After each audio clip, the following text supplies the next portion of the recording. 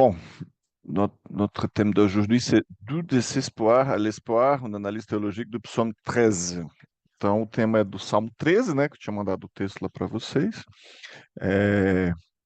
Salmo 13, a gente vai ver aqui algumas características dele bastante interessantes, mas o tema geral é do desespero à esperança, né, que quer dizer o título aqui, e o resto vai pegando por osmose, né, uma análise teológica do Salmo 13. Ces magnifiques hymnes reflètent les luttes et les moments de désespoir que nous traversons, mais nous rappellent aussi la transformation de ce désespoir en espérance à travers notre relation avec Dieu. Então esse salmo, ele é um hino, né, um hino magnífico que reflete as nossas lutas, os momentos de desespero, né, désespoir é uma palavra-chave aqui que nós atravessamos, mas também nos relembra a transformação do desespero em esperança, através, né, por meio da nossa relação com Deus. É um salmo pequeno, mas com uma mensagem bastante profunda, né? Ce psaume nous exhorte à placer notre confiance absolue en lui dans nos moments de détresse. É um salmo que nos exorta a colocar a nossa confiança absoluta, absolu é uma palavrinha boa também, né? Em Deus, en lui, e aí entra aquele lance dos pronomes, né? Moi, lui, leur, en lui é nele, né? Nos nossos momentos de estresse, de preocupação, né? De ansiedade. Esse salmo, ele vai trazer aqui uma estrutura bastante interessante, focando nessa ideia dos momentos de desespero, né? Le moment de désespoir, que eu falei que é a palavra-chave aqui bastante interessante para a gente memorizar, né? Le cri du cœur, que é tipo um grito do coração, né? Um desespero do coração. Le psaume 13 commence par un cri de désespoir. Engraçado essa palavra também, cri, né? Do cri, cri lá do grilo. Cri quer dizer grito, né? Um grito de desespero. Clamor. Jusqu'à quand, ô Éternel, m'oublieras-tu sans cesse? Até quando, ó Eterno, me esquecerás, né? Sem cessar. Então é um grito de desespero realmente no começo. E esse salmo traz essa estrutura que ele começa desesperado e depois vem a esperança, né? Também le sentiment d'abandon é um sentimento de abandono que o salmista tem aqui no início do salmo, né? Le psalmiste exprime la douleur também é uma palavra boa, né? A dor de se sentir abandonné et oublié par Dieu. Ele se sente abandonado e oublié. Oublié também é uma palavra-chave bem interessante, que é esquecer, né? Ele se sente abandonado e esquecido por Deus, une expérience que beaucoup peuvent comprendre. É uma experiência que a gente pode muito bem compreender, né? Le quête de lumière, agora joga luz, né? Jusqu'à quand me cachera toute ta face, implorait-il, cherchant la clarté dans les ténèbres.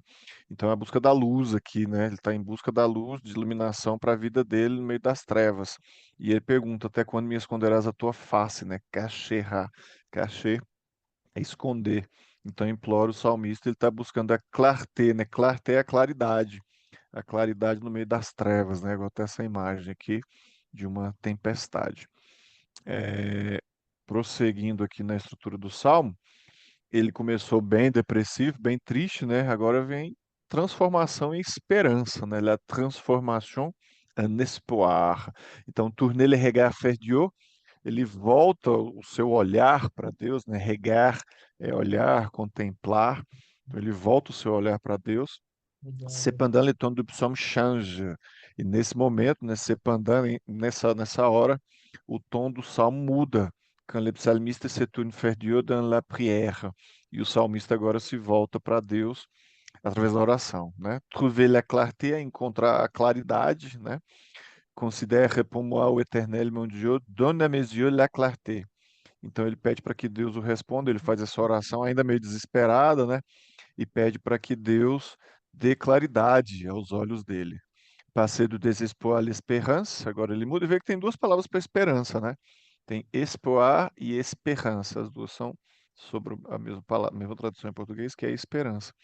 Un se tourne vers Dieu, quando ele se volta para Deus, le psalmiste trouve l'espoir et la lumière, transforma son désespoir en confiance. Então agora ele muda, né? Ele encontra esperança e a luz e transforma o seu desespero em confiança, confiança em Deus. E agora, vem a lição para nós hoje, né?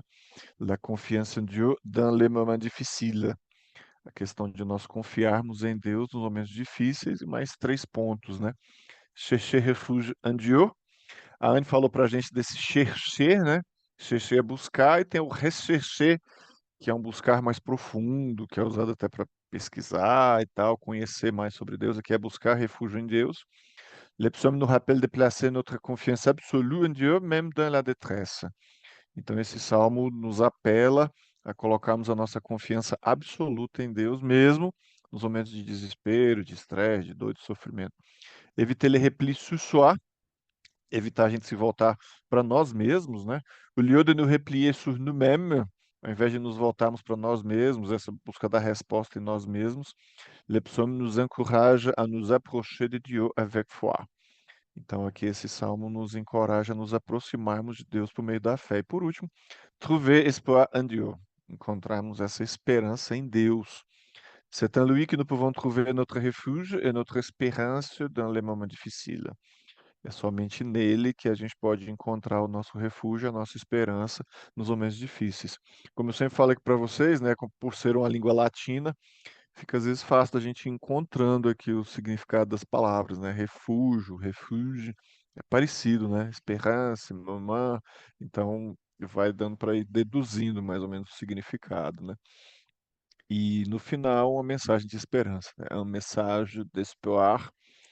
A Ana também falou desse final age, né? Ser masculin, então é um mensagem, né? É uma palavra masculina, assim como no espanhol também tem isso, né? Homenagem, paisagem, é tudo masculino. Então são as coisas interessantes da gente pegar o significado aqui da essas significado não, a questão do gênero das palavras, né? La transformation do désespoir. Então ele transforma o desespero agora em esperança, né? Le psaume 13 illustre comment le désespoir peut être transformé en espérance par notre relation avec Dieu. É um resumão aqui mesmo do Salmo 13, né? Que ele ilustra como o desespero pode ser transformado em esperança por meio da nossa relação com Deus. Outro ponto importantíssimo que é enfatizado aqui é a importância da oração, né? L'importance de la prière. Ce psaume nous rappelle l'importance de nous tourner vers Dieu avec foi dans nos moments de détresse. O Salmo nos chama a importância, destaca a importância, chama a atenção para a importância, né, de nos voltarmos para Deus com fé nos nossos momentos de estresse, de desesperança, de desespero. La promesse de lumière, então a promessa de luz, né, para a nossa vida. Malgré les ténèbres, esse malgré também já falou dele, né? Malgrado é tipo não obstante, apesar, né? Apesar das trevas que às vezes a gente vive, Dieu promet de nous donner la clarté et de répondre à nos prières. Então Deus promete nos dar a claridade, a luz, né? E responder às nossas orações. Então essa é a análise mais teológica, né? Uma visão mais geral aqui do Salmo 13. Então a ideia é a gente ler o texto e já vai olhando, já vai pensando. As perguntinhas aqui, para quem talvez ainda não conheça, a gente vai colocar as coresinhas aqui depois, achando as respostas do próprio texto, né? Então, que é quem, momentos em que há uma resposta a essa pergunta, quand é quando, expressões de tempo, né? O é onde, expressões de localização, de local, pourquoi é por quê, então motivos, razões para alguma coisa, e comment, que sai um N aqui, não sei da onde, é como, né? Como determinadas coisas são feitas. Mas vamos ler aqui. Primeiro aqui é aquela introdução que tem, né? Salmo do chefe do Uhum. coral, né? E o salmo aqui de Davi, né?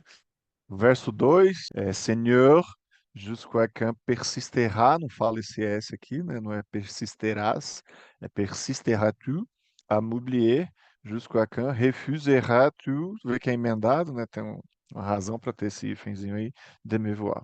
Senhor, até quando persisterá, é persistir mesmo, né? Até quando persistirás em me esquecer, à m'oublier, jusqu'à quand refuseras-tu de me voir? Até quando você se recusará, recusar, né, de me ver, de me olhar, de me enxergar? Até quando deverei, faire des soucis é tipo, sofrer, né, fazer, sentir o sofrimento E ronger de chagrin é viver a tristeza, é uma expressão idiomática aí todos os dias, né? Tous les jours. Jusqu'à quand, até quando o meu inimigo aurait-il l'avantage? Terá vantagem, né? Meu inimigo vencerá de mim, será superior a mim, terá a vantagem sobre mim. O 4, Senhor meu Deus, Senhor mon Dieu, né? Regarde, réponds-moi, olhe e me responda, por favor. Rends-moi un peu de força, me dê um pouco de força. Senão mes yeux, senão os meus olhos se fermeront, o verbo fermer é fechar, né? Os meus olhos se fecharão para o sono da morte. Por le sommeil, sommeil é sono, de la mort, e mort é a morte. E o 5, sinon aussi mon ennemi se vanterra d'avoir au le dessus. Senão também o meu inimigo se vanterra, tipo, vai se gabar de me dominar, de avoir le dessus, de estar sobre mim, de ter vantagem sobre mim. E meus adversários, se felicitarão, né, se alegrarão, estarão contentes de me avoir fait ceder, de me fazer ceder, ou de me sobrepujar, de me dominar, né? E aí no último ele vira o tom para a esperança, né? Moi, j'ai compté sur ta bonté, eu, por meio da sua bondade, da sua graça, né, testemunharei da sua graça. Je vou me féliciter de ton secours, eu vou me alegrar na tua segurança, no teu cuidado, né? Senhor, je veux chanter en ton honneur, eu vou cantar em tua honra, por tout ce que tu as fait en ma favor, por tudo que o Senhor tem feito em meu favor, né? O que o Senhor tem feito por mim, né? E aí agora a gente vem com as les utiles, né? Utile é as ferramentas, as perguntinhas, os le mot interrogatif, são as palavras interrogativas, né? Os pronomes interrogativos, para a gente ir encontrando aqui no texto e vamos pintar o texto, né? Colocar as coresinhas aqui do que a gente pode encontrar dessas palavras. Can, tem alguma coisa aqui? Tem o próprio can, né? É, No título já tem um can aí para ajudar. Isso aqui é um laranja, né? Laranja? Onde tá esse laranjão aqui? Aqui já tem, né? Um can.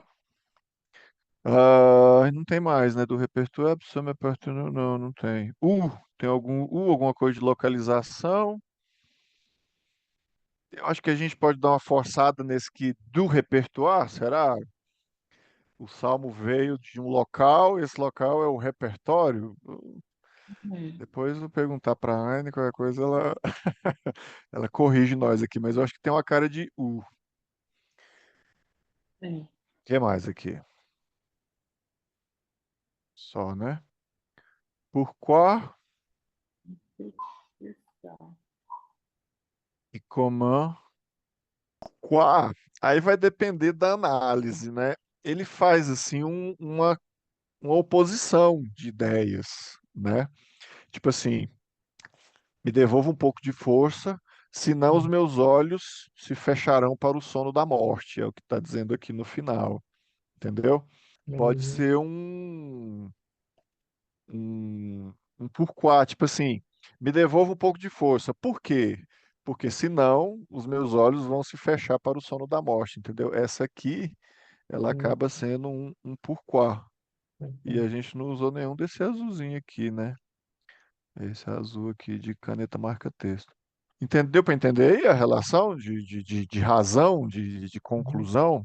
Então, assim, me dá um pouco de força, senão os meus olhos se fecharão para o sono da morte.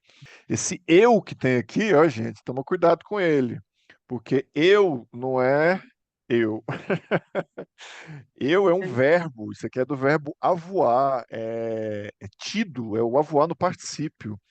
Esse avoir é ter tido. Então, assim, se vangloriarão de terem tido a vantagem. Deixa eu ver se deixou é vantagem mesmo. Então, assim, às vezes tem coisa que tem significado de estarem acima, né? A vantagem, é mais ou menos essa ideia. Deixou é acima, sobre.